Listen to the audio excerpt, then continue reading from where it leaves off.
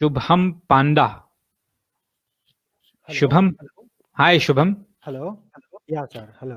जी जी शुभम, मुझे आ रही है आपकी आवाज. क्या हाल है आपका? कहाँ से बात कर रहे हैं? सर मैं इंडिया से बात कर रहा हूँ. ऑलराइट. तो सर मैंने या sir I have done diploma in mechanical engineering and after that I was working in a company for 2 years and now I'm pursuing my bachelors in mechanical engineering.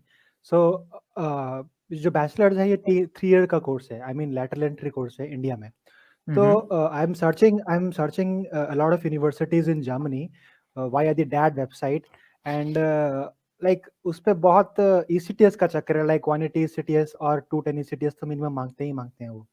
So that is something I do not have. I mean in our मतलब क्योंकि ये 3 year का course है तो ECTS points shortage में आ रहे हैं. तो like is there any way I can apply in those I mean universities? आप बैचलर्स कर रहे हैं और मास्टर्स में करना है ना अप्लाई आपने?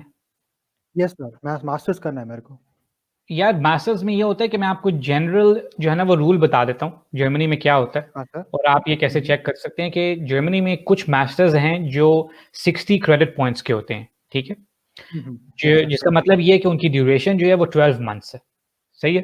तो जो 60 क्रेडिट पॉइंट्स का जो मास्टर है ना, यूजुअली उसके लिए 240 क्रेडिट पॉइंट्स का बैचलर्स रिक्वायर्ड होता है.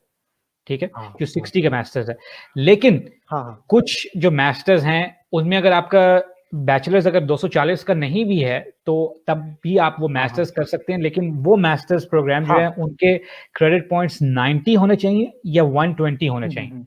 जैसे 90 का मतलब ये है कि 18 महीने का मास्टर्स. ठीक है, और 120 का मतलब ये है कि 24 महीने का मास्टर्स. तो ये दोनों आप कर सकते हैं और ये सेम मास्टर्स हो सकते हैं, लेकिन इनके क्रेडिट पॉइंट्स डिफरेंट होंगे. समझ रहे हैं आप बात? हाँ सर. तो सर मैंने बहुत सारे एक से मुझे इसका क्लैरिफाई कर लेने दें ताकि आपको आसानी हो जाएगी इसको समझने में कि अभी अगर आप बैचलर्स कर रहे हैं ना और आपकी बैचलर जो है वो 3 साल की है. ठीक है, और पीछे आपने डिप्लोमा भी किया हुआ है, तो आपको जो भी बैचलर्स डिग्री मिलेगी ना, तो उसमें फिर मैंने वही बात आपको उसमें पहले एक लास्ट सेशन में मैंने बताई थी कि उसमें फिर आपको वो देखना होगा एना बिन में जाके कि एना बिन में जब आप अपनी बैचलर्स डिग्री आप अपने लिखेंगे इंडिया सिलेक्ट करेंगे और फिर आप लिखेंगे अपनी बैचलर्स डिग्री का नाम. ठीक है, या अगर वो ना भी लिखें आप तो उसके अंदर एक इसमें एक सेक्शन बना होगा जिसमें लिखा होगा कि Abschluss, Hochschulabschluss. ठीक है, इसका मतलब ये है कि आपने कौन कौन सी जो अपने मुल्क में इंजीनियरिंग कह रहा हूँ बैचलर्स डिग्रीज जो है वो पढ़ी हुई है. ठीक है, जब आप उसमें क्लिक करेंगे ना तो उस पर लिखा होगा कि जो बैचलर्स डिग्री इंडिया की है जो आपने की है वो जर्मनी में कितने साल की इक्विवेलेंट वो कंसिडर होती है. कि या तो वो एना बिन है, उसके ऊपर आपको मेरी एक आप वीडियो देख सकते हैं, उसमें मैंने ये एक्सप्लेन की हुई है बात. इसका दूसरा एस्पेक्ट जो है वो मैंने एक्सप्लेन किया है क्योंकि उसमें आप ये भी देख सकते हैं यूनिवर्सिटी आपकी यहाँ पे एक्रेडिटेड या रिकॉग्नाइज है या नहीं, H+ या माइनस.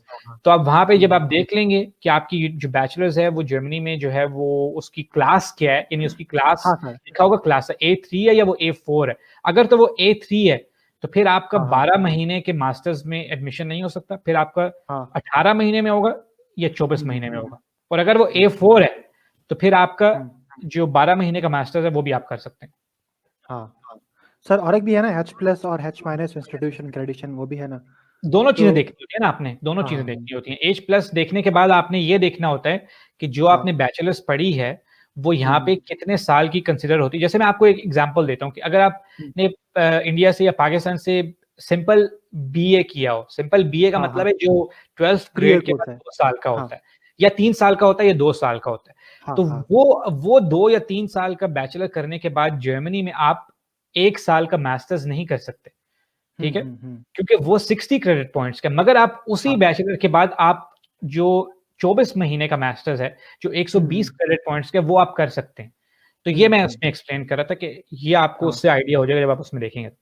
हाँ सर कोई यूनिवर्सिटीज में देखा हूँ सर जिसपे कि कुछ लिखा नहीं होता कि स्पेसिफिक कि 180 ECTS पॉइंट्स की 210 ECTS पॉइंट्स चाहिए बोल के. तो आई थिंक उस कॉलेजेस और यूनिवर्सिटीज में एक्सेप्टेंस रेट भी शायद हमारा ज्यादा रहेगा. आई डोंट थिंक सो, क्योंकि ये जर्मन लॉ की रिक्वायरमेंट है और ये अगर कोई यूनिवर्सिटी नहीं लिखती तो वो शायद वो इसलिए ना लिखती हो कि वो ज्यादा एप्लीकेशंस चाहती होगी. क्योंकि इवेंचुअली आपको अगर आपका क्रेडिट पॉइंट्स पूरे नहीं हो बैचलर्स के तो कोई आपको ये चीज आपकी जो है ना वो इग्नोर नहीं कर सकता. ये वो चेक करते ही हैं. بیشک انہوں نے ریکوائرمنٹس میں لکھا ہو یا نہ ہو. تو آپ پلیز اس میں جا کے وہ ویڈیو ضرور دیکھیں اور اینا بن کے اوپر جا کے دیکھیں, آپ کو انفارمیشن جو ہے نا وہ ایگزیکٹ آپ کے بیچلرس کی مل جائے گی. آلرائٹ, ٹھیک ہے سر. اوکے یار, okay Shubham, thank you, all Thank the you, bro. Best, bye bye. Thank you. Bye.